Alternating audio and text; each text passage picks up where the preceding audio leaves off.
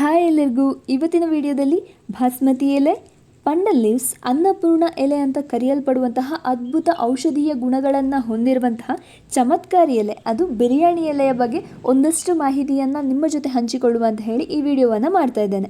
ಬಿರಿಯಾನಿ ಎಲೆಯ ವಿಶೇಷತೆ ಎಂತಂತ ಹೇಳಿದರೆ ಅದರಲ್ಲಿ ಬರುವಂತಹ ಸುವಾಸನೆ, ಹಾಗೆ ಅದರಲ್ಲಿರುವಂತಹ ಔಷಧೀಯ ಗುಣಗಳು.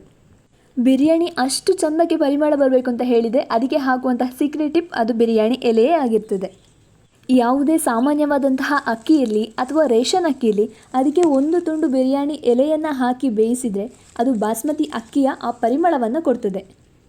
ಬಿರಿಯಾನಿ ಎಲೆಯನ್ನು ಸ್ವೀಟ್ ಡಿಶಸ್ ಇರ್ಬೋದು, ಹಾಗೆಯೇ ಬಿರಿಯಾನಿಯಲ್ಲಿ, ಪಲಾವಲ್ಲಿ, ರವಾ ಪಾಯಸಕ್ಕೂ ಕೂಡ ಬಳಸೋದುಂಟು.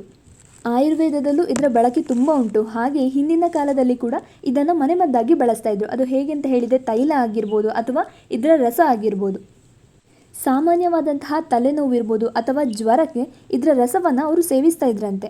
ಶೀತ ಬಂದಂತಹ ಸಂದರ್ಭ ನೀರಿನಲ್ಲಿ ಈ ಎಲೆಯನ್ನು ಹಾಕಿ ಕುದಿಸಿ ಕುಡಿತಾ ಇದ್ರಂತೆ. ಈ ಎಲೆಯ ಸೇವನೆ ಆರೋಗ್ಯಕ್ಕೆ ತುಂಬ ಒಳ್ಳೆಯದು. ತುಂಬ ಕಾಯಿಲೆಗೆ ಇದನ್ನು ಔಷಧವಾಗಿ ಬಳಸ್ತಾ ಇದ್ರು. ಹಿಂದಿನ ಕಾಲದವರು ಅವ್ರ ಕೆಲಸಕ್ಕೆ ಹೋದಾಗ, ಅಂದರೆ ಗದ್ದೆಗಿರ್ಬೋದು ಅಥವಾ ತೋಟಕ್ಕಿರ್ಬೋದು, ಊಟ ಮಾಡುವಾಗ ಲೇಟ್ ಆಗ್ತಾಯಿತ್ತು. ಅದಕ್ಕೆ ಏನು ಮಾಡ್ತಿದ್ರು ಅಂತ ಹೇಳಿದರೆ ಊಟಕ್ಕೆ ಈ ಎಲೆಯನ್ನು ಹಾಕಿ ಬೇಯಿಸ್ತಾ ಇದ್ರು. ಹಾಗಾಗಿ ಈ ಎಲೆಯನ್ನು ಹಾಕಿ ಬೇಯಿಸೋದ್ರಿಂದ ಊಟ ಅಷ್ಟು ಬೇಗ ಹಾಳಾಗ್ತಾ ಇರಲಿಲ್ಲ. ಈ ಎಲೆಯನ್ನು ಅನ್ನದ ಜೊತೆ ಬೇಯಿಸಿ ತಿನ್ನೋದ್ರಿಂದ ಆ ಊಟಕ್ಕೆ ಘಮವನ್ನು ಕೂಡ ಕೊಡ್ತದೆ, ಹಾಗೆ ಅದು ಬೇಗ ಹಳಸದಾಗೆ ಕೂಡ ನೋಡ್ಕೊಳ್ತದೆ. ಬಿರಿಯಾನಿ ಎಲೆಯ ಎಣ್ಣೆಯನ್ನು ಕೂಡ ತಯಾರಿಸ್ತಾರೆ. ಎಣ್ಣೆಯ ಜೊತೆ ಈ ಎಲೆಯನ್ನು ಕಟ್ ಮಾಡಿ ಅಥವಾ ಅದರ ರಸವನ್ನು ತೆಗೆದು ಕುದಿಸಿ ಅದನ್ನು ಬಳಸುವಂಥದ್ದು. ಈ ಮಂಡಿ ನೋವಿರ್ಬೋದು ಅಥವಾ ಕೈಕಾಲು ನೋವಿಗೆ ಇದನ್ನು ಬಳಸೋದು ಕೂಡ ಉಂಟು. ಈ ಎಲೆಯನ್ನು ಚೂರು ಕಟ್ ಮಾಡಿ ನೋಡಿದರೆ ಸಾಕು, ಬಾಸ್ಮತಿ ಅಕ್ಕಿಯ ಪರಿಮಳವನ್ನು ಕೊಡ್ತದೆ ಅದು. ಈ ಎಲೆಯನ್ನು ಆ ಪರಿಮಳದಿಂದಲೇ ನಾವು ಗುರುತಿಸ್ಬೋದು. ಹುಲ್ಲಿನ ಬೇರೆ ಬೇರೆ ಜಾತಿಗಳು ಈ ಥರನೇ ಇರ್ತದೆ. ಹಾಗಾಗಿ ಈ ಪಂಡಲ್ ಲೀವ್ಸ್ ಅಂದರೆ ಈ ಬಿರಿಯಾನಿ ಎಲೆಯನ್ನು ನಾವು ಗುರುತಿಸಬೇಕು ಅಂತ ಹೇಳಿದರೆ ಅದರಿಂದ ಬರುವಂತಹ ಆ ಪರಿಮಳ, ಬಾಸ್ಮತಿ ಅಕ್ಕಿಯ ಪರಿಮಳವನ್ನು ಈ ಪಂಡಲ್ ಲೀವ್ಸ್ಗಳು ಕೊಡ್ತದೆ. ಈ ಎಲೆಯನ್ನು ಬಳಸ್ಕೊಂಡು ಚಹಾ ಮಾಡಿ ಕೂಡ ಕುಡಿತಾರೆ. ಇದು BP ಕಂಟ್ರೋಲ್ ಮಾಡುವಲ್ಲಿ ಹೆಲ್ಪ್ ಮಾಡ್ತದೆ ಅಂತ ಹೇಳ್ತಾರೆ.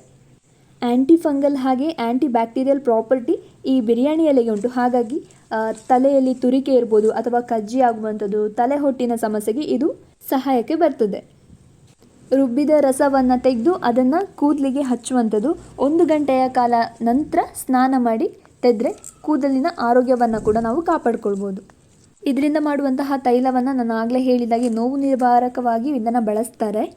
ಇದಿಷ್ಟು ಬಿರಿಯಾನಿ ಎಲೆಯ ಮನೆಮದ್ದು, ಅಂದರೆ ಇದನ್ನು ಯಾವ ರೀತಿಯಾಗಿ ಬಳಸ್ಕೊಂಡು ನಮ್ಮ ಆರೋಗ್ಯವನ್ನು ಕಾಪಾಡ್ಕೊಳ್ಬೋದು ಅಂತ ಹೇಳಿ. ಇಂತಹ ಒಂದು ಅದ್ಭುತ ಗಿಡವನ್ನು ಎಲ್ಲರ ಮನೆಯಲ್ಲಿ ಕೂಡ ಬೆಳೆಸಬೇಕು. ಇದನ್ನು ಬೆಳೆಸೋದು ತುಂಬ ಸುಲಭ, ಹಾಗೆಯೇ ಹೆಚ್ಚಿನ ಖರ್ಚು ಕೂಡ ಇಲ್ಲ. ಗಿಡ ಸಿಕ್ಕಿದರೆ ಇದನ್ನು ಬೆಳೆಸೋದು ಉತ್ತಮ. ನೋಡುವಾಗ ಹುಲ್ಲಿನ ಥರನೇ ಕಾಣ್ತದೆ. ಈ ಗಿಡ ಪೊದೆ ಪೊದೆಯಾಗಿ ಬೆಳೆಯುವಂಥದ್ದು. ನಾವಿದನ್ನು ಗೋಣಿಯಲ್ಲಿ ಹಾಕಿ ನೆಟ್ಟಂಥದ್ದು. ಎಷ್ಟು ಚೆಂದ ಬಂದಿದೆ ಅಂತ ಹೇಳಿ ನಿಮಗೆ ನೋಡ್ಬೋದು. ಬಿರಿಯಾನಿ ಎಲೆಯ ಬಗ್ಗೆ ಇನ್ನೊಂದು ವಿಡಿಯೋವನ್ನು ನಾನು ಇದೇ ಚಾನಲಲ್ಲಿ ಅಪ್ಲೋಡ್ ಮಾಡಿದ್ದೇನೆ. ಆ ವಿಡಿಯೋವನ್ನು ಕೂಡ ನೋಡ್ಬೋದು. ಪಾಟಲ್ಲಿ ಕೂಡ ಬೆಳಿಬೋದು, ಇದನ್ನು ನೆಲದಲ್ಲಿ ಕೂಡ ಬೆಳಿಬೋದು. ನೆಲದಲ್ಲಿ ಬೆಳೆದಂತಹ ಗಿಡ ಚೆನ್ನಾಗಿ ಹರಡಿ ತುಂಬ ಗಿಡಗಳನ್ನು ಕೊಡ್ತದೆ. ಹಾಗೆ ನಾವು ಪಾಟಲ್ಲಿ ನೆಟ್ಟರೆ ನಿಯಮಿತವಾಗಿ ಅಲ್ಲಿ ಎಷ್ಟು ಜಾಗ ಉಂಟು ಅಷ್ಟರಲ್ಲಿ ಮಾತ್ರ ಗಿಡವನ್ನು ಅದು ಕೊಡುವಂಥದ್ದು. ಅದೇ ನಾವು ಈ ಬಿರಿಯಾನಿ ಗಿಡವನ್ನು ನಾವು ನೆಲದಲ್ಲಿ ನೆಟ್ಟರೆ ತುಂಬ ಹರಡಿಕೊಂಡು ಬೆಳೀತದೆ.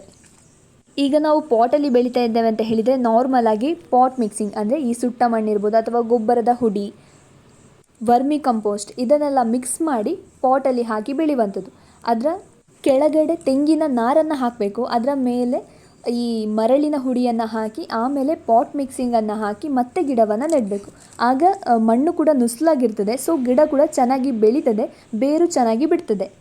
ಗಿಡವನ್ನು ನೆಡುವ ಮುಂಚೆ 1 ವಾರದ ತನಕ ನೀರಿನಲ್ಲಿ ಇಟ್ಟು ನೆಟ್ಟರೆ ಬೇಗ ಬೇರನ್ನು ಬಿಡ್ತದೆ. ಹಾಗಾಗಿ ಮತ್ತೆ ನಾವು ಗಿಡವನ್ನು ನೆಟ್ಟರೆ ಗಿಡ ಚೆನ್ನಾಗಿ ಬೆಳೀತದೆ.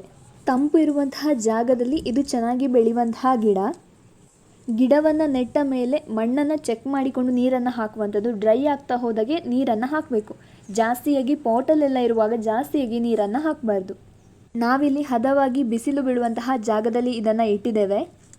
ಇದನ್ನು ಇಟ್ಟ ಜಾಗ ಕೂಡ ಅಷ್ಟೇ ತಂಪಾಗಿ ಉಂಟು.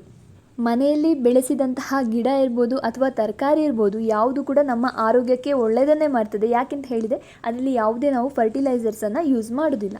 ಹಾಗಾಗಿ ಇವತ್ತಿನ ವಿಡಿಯೋದಲ್ಲಿ ನಾನು ಬಿರಿಯಾನಿ ಎಲೆಯ ಮನೆಮದ್ದು ಹಾಗೆಯೇ ಅದನ್ನು ಯಾವ ರೀತಿ ಸುಲಭವಾಗಿ ಬೆಳೆಸ್ಬೋದು ಅಂತ ಹೇಳಿ ಈ ವಿಡಿಯೋದ ಮೂಲಕ ಹೇಳಿದ್ದೇನೆ. ಈ ವಿಡಿಯೋ ನಿಮಗೆ ಇಷ್ಟ ಆಗಿದ್ದರೆ ಲೈಕ್ ಮಾಡಿ, ಕಮೆಂಟ್ಸ್ ಮಾಡಿ. ಇನ್ಫಾರ್ಮೇಟಿವ್ ಅಂತ ಅನಿಸಿದರೆ ಬೇರೆಯವ್ರಿಗೂ ಶೇರ್ ಮಾಡಿ. ಸಬ್ಸ್ಕ್ರೈಬ್ ಮಾಡದೆ ನೋಡ್ತಿರುವವರು ಸಬ್ಸ್ಕ್ರೈಬ್ ಮಾಡಿ. Thanks for watching. Bye bye.